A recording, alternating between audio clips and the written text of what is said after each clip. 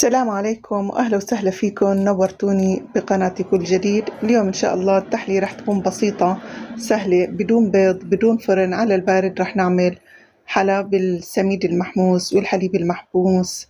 الطريقة سهلة والمكونات بسيطة جدا، إن شاء الله رح تعجبكم. ممكن نستخدمه كسناك مع القهوة. خلينا ندخل نطبق المقادير مع بعض، بس قبل ما ندخل على الفيديو يا ريت تضغط على زر الاشتراك واللايك وتفعيل الجرس لتوصلكم الإشعارات أول بأول. خلينا نتابع الفيديو، نقول بسم الله والصلاة والسلام على رسول الله.